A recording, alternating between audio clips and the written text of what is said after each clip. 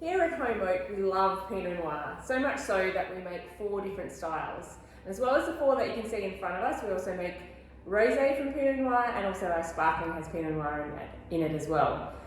The 4 Pinot Noirs that we make are all made with estate-grown fruit, so it's really lovely to be able to select the right fruit for the right wine from our different blocks of Pinot Noir that we have here at Holm Oak. So we have 4 main blocks of Pinot here, and about 6 hectares in total. So all of these 4 wines come from those 6 hectares of vines. But we do make them in different styles, and we use different clones and different oak and different winemaking techniques to end up with 4 quite different styles. So I'm just going to run you through the different styles that we make and what to expect with each of the different wines. So we're going to start here with our Protégé Pinot Noir. So the Protégé Pinot Noir is our more fruit-driven style. It's a little bit lighter.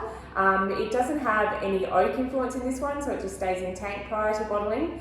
We do inoculate this one, which means that we add yeast to it, and that brings out those really lovely Pinot Noir fruit characters like cherry and strawberry and raspberry. So really lovely fruit-driven wine. It has got some nice sort of spicy, licoricey complexity as well that comes from the ferment process.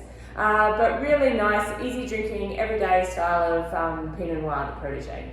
Then we move up to what we call the estate Pinot, even though they're all estate grown, or the white label Pinot. This one is wild fermented, made in small batch fermented and all hand plunged. The wild ferment brings that sort of earthy, spicy complexity, and the ferments are a little bit hotter, so you get a little bit more extraction, and we use fruit that has really lovely sort of silky tannins, and nice depth and complexity about it. So this gets pressed and then goes into oak for about 10 months. Now the oak that we choose for our estate Pinot is oak that will support the fruit and enhance that sort of silkiness of the wine and bring out those fruit characters without adding too much of that sort of toasty oak character on top. So really nice wine, goes great with food, but also just a lovely wine to have by itself. So it's a really versatile style. It will go with a lot of different dishes, but also again just something to sit and have a glass of. So that's the estate Pinot.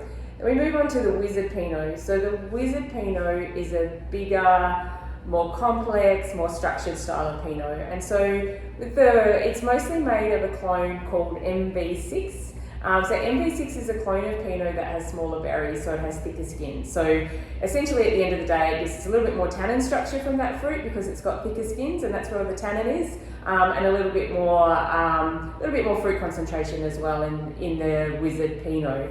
So we also do some whole bunch fermentation with our Wizard Pinot. So that means we take the whole hand-picked bunches, including the stalks, and ferment that with some destemmed fruit as well. So about 30% whole bunches with 70% destemmed fruit in the fermenter, and those stalks will add tannin and complexity and structure to the wine. And then it goes into about 60% new oak, so a lot higher percentage of new oak in this one, and more toasty oak, so you get those lovely sort of charry, spicy characters from the oak in the Wizard Pinot. So the overall impact of the whole bunch ferment and the oak and the different clone that we use is a bigger, more structured style of Pinot Noir, and one that we do recommend that you age. So for the Wizard Pinot, anywhere between sort of 8 and 15 years, depending on how you like to drink the Pinot Noir. And then lastly, we have the Hot Shot. Now the Hot Shot we only make 2 barrels of, and only in the very best years. So we have missed a couple of vintages with the Hot Shot. It is more whole bunch ferment, so it's about 75%. So of the 2 barrels that we choose, one will be 100% whole bunch ferment, and one will be 50% whole bunch ferment. And we do lots of little ferments because whole bunch ferments are difficult to get right. We do lots of little ones, and then we just select the very best for the Hot Shot. And it then goes into 1 new oak barrel and 1 1-year-old barrel as well. So the new oak barrel is really low toast, so you don't get those charry characters. It's all about spice and length and structure in the Hot Shot. And so the Hot Shot is a wine that you really want to sit down with, spend a little bit of time discovering, because it is really lovely and complex, but it's not as big and obvious as the Wizard Pinot.